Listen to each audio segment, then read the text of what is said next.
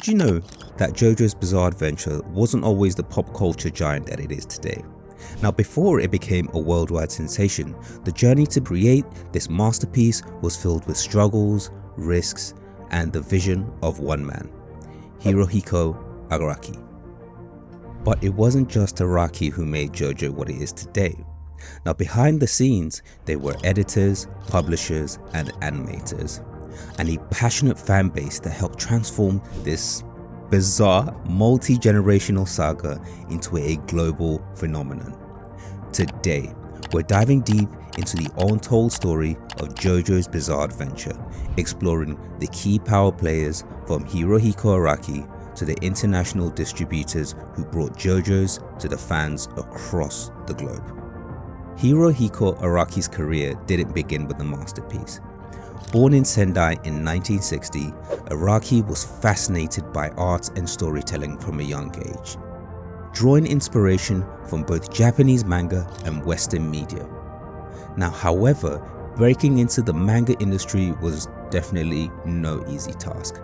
His early works, including Poker Under the Arms and Outlaw Man, were largely unsuccessful, and Araki faced countless rejections from publishers. It wasn't until 1983 when Araki finally gained some recognition with Bower, a short-lived series that offered a glimpse into his unique storytelling style. But even with the modest success of Bower, Araki was still searching for his voice in the competitive manga landscape. His artistic style, which was heavily influenced by Western comic books and European art. Now, this didn't quite fit the mold of popular shonen series at the time. Now, most shonen titles were about muscle-bound heroes, action-packed fights, and simple character arcs. Araki wanted something more, something a lot more complex. Stories that fused fashion, art, and philosophy, and bizarre supernatural powers. In 1987, Hirohiko Araki pitched a daring new concept to Shueisha, the publishing company behind Weekly Shonen Jump. Now, this new series called JoJo's Bizarre Adventures would become a multi-generational saga, following the descendants of the Joestar family in their battle against supernatural forces. Now, it was a risky move, but Araki had a vision to create a manga that fused Western influences with high fashion, horror, and action in a way that had never been seen before in the shonen genre. However, Araki faced resistance from Shueisha's editors. They felt that his ideas were too unconventional, but despite their reservations, they agreed to publish JoJo's Bizarre Adventure, starting with the Phantom Blood arc. Now, this introduced the world to the Jonathan Joestar and the vampire antagonist Dio Brando. But even then, success didn't come immediately. The early reception to JoJo's was lukewarm. Araki struggled to gain a foothold in the mainstream industry, and the series faced the possibility of being cancelled.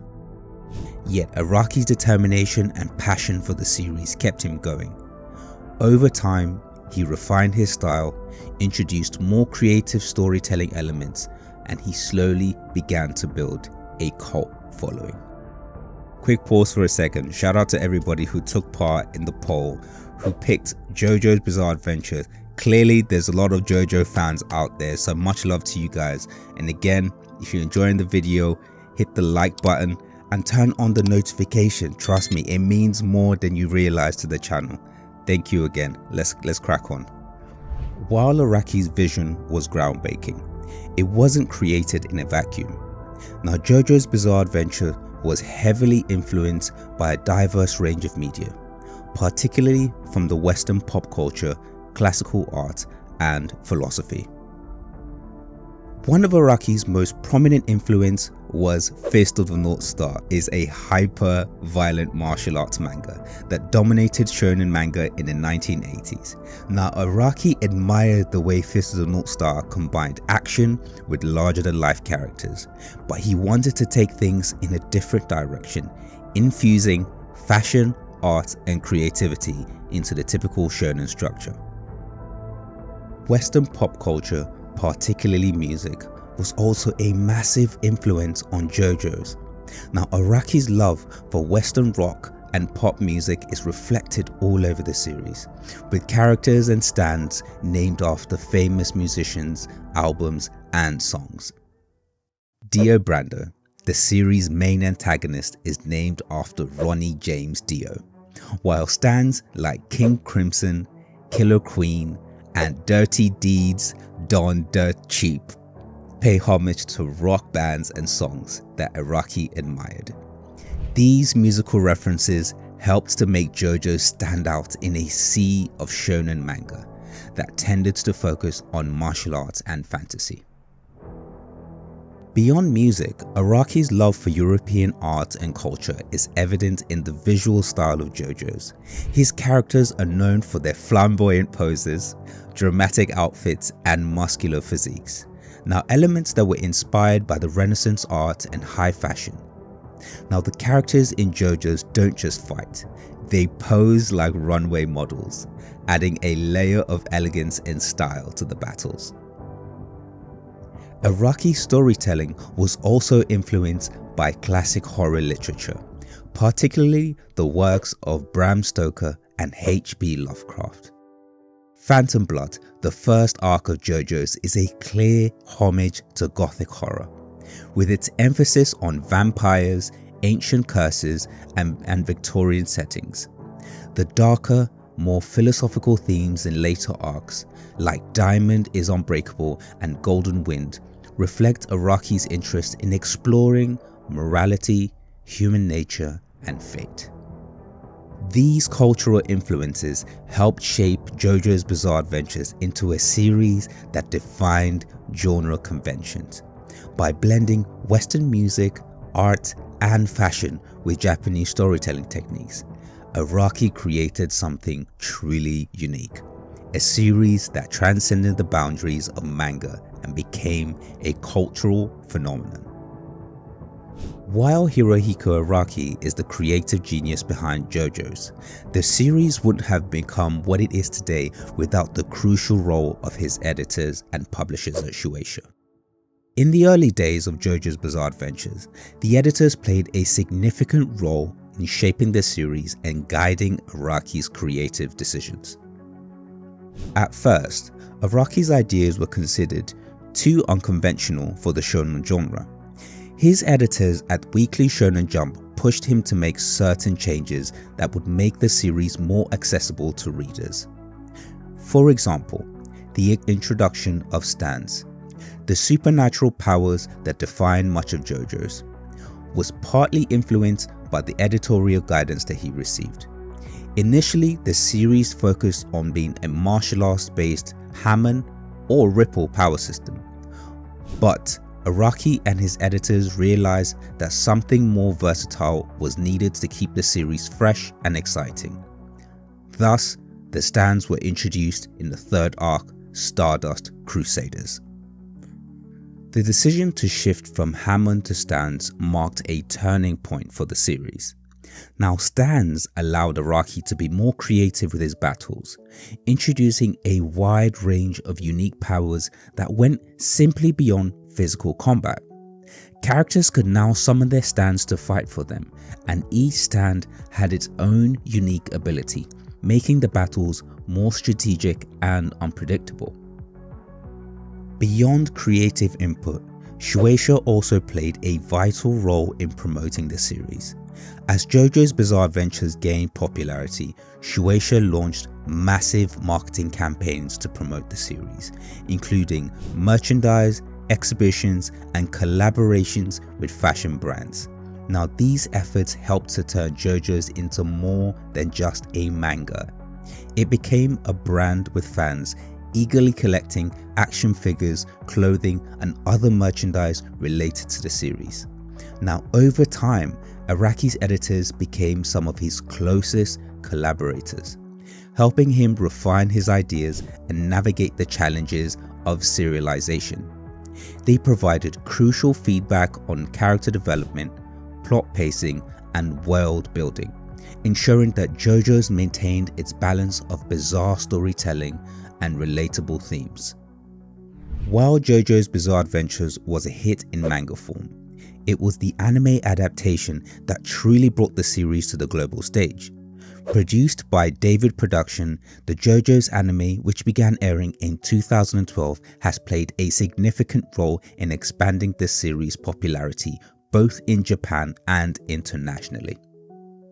David Production approached the adaptation with great care, working closely with Hirohiko Araki to ensure that his unique art style and vision were faithfully translated to the screen. Now, one of the biggest challenges was adapting Araki's flamboyant and intricate art style, which often features bold colors, dramatic poses, and highly detailed character designs. The studio's solution was to use a vibrant, shifting color palette that reflected the emotions and tension of each scene, making the anime visually distinct from other series. The Stardust Crusaders arc, which introduced stands, was particularly impactful in the anime adaptation. Now, David Production's attention to detail in animating the stands and their battles helped to elevate the source material, making the fight scenes some of the most visually striking moments in modern anime. Scenes like Dio's Zawardo, the world it became instant classics, cementing JoJo's as a must-watch for anime fans around the world. The studio also worked closely with Araki on character designs, ensuring that the flamboyant fashion sense and muscular physiques of the characters were faithfully recreated in the anime. Each character's design was carefully crafted to reflect their personality and stand, and the attention to detail paid off. Fans immediately fell in love with the anime's unique visual style, which set it apart from other shows airing at the time. But David Production didn't just rely on visuals. The anime's voice acting, soundtrack, and sound design also played a key role in its success. The opening and ending theme songs. Oh my gosh, the opening and ending theme songs. Don't get me started on these, they're so good. Particularly the use of Western rock songs like Roundabout by Yes became iconic in their own right. The combination of rock music, dramatic animation, and stellar voice acting helped to capture the bizarre energy of Araki's original manga and brought JoJo's to life in a way that had never been done before. The voice actors behind JoJo's bizarre characters have had a monumental impact on the success of the anime adaptation. In both the Japanese and English versions, the voice actors managed to capture the larger-than-life personalities and the emotional depth of the characters, helping to bring Araki's vision to life in new ways. In the Japanese version, Daisuke Ono's portrayal of Jotaro Kujo was particularly memorable. Jotaro is a character of few words, relying on his stoic demeanor and powerful stand, Star Platinum, to fight. Ono's deep voice perfectly captured Jotaro's cool, unflinching personality, making him one of the most iconic characters in the series.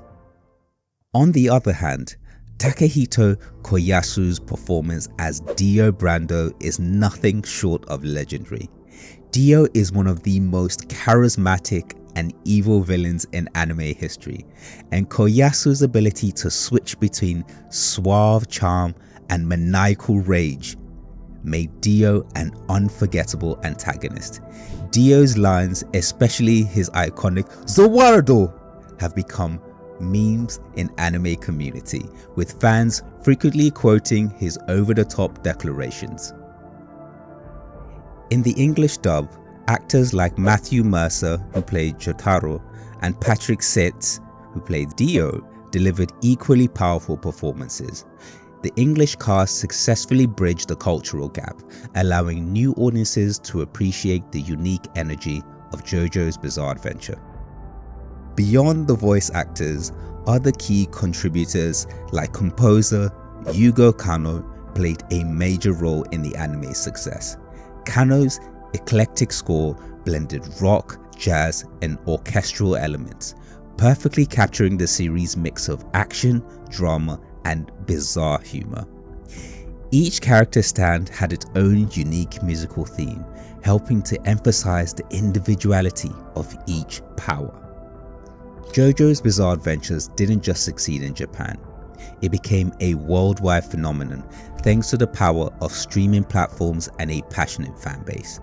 The anime's release on platforms like Crunchyroll, Funimation, and Netflix helped bring the series to international audiences who might never have discovered it otherwise. Now, JoJo's became a massive hit in the United States, particularly amongst fans of anime and manga who were looking for something quite different from the typical shonen fare. The bizarre storytelling, flamboyant as hell characters in the best way possible, and unique art style made JoJo stand out. It quickly gained a devout fan base.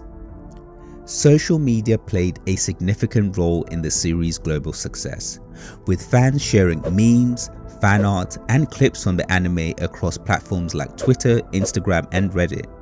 JoJo's meme culture became a phenomenon in itself, with iconic moments like Dio's Zawardo and the to be continued arrow becoming viral sensations. The global fan base also embraced JoJo's through cosplay, fan conventions, and online communities. Characters like Jotaro, Dio, and Giorno became popular characters for cosplay, and fans would frequently perform the characters' iconic poses at conventions. Now, fan art and fan fiction based on the series absolutely flooded platforms like Tumblr and DeviantArt, further expanding the series' reach. JoJo's Bizarre Adventure also benefited from strategic distribution deals that made the anime available to a broader audience.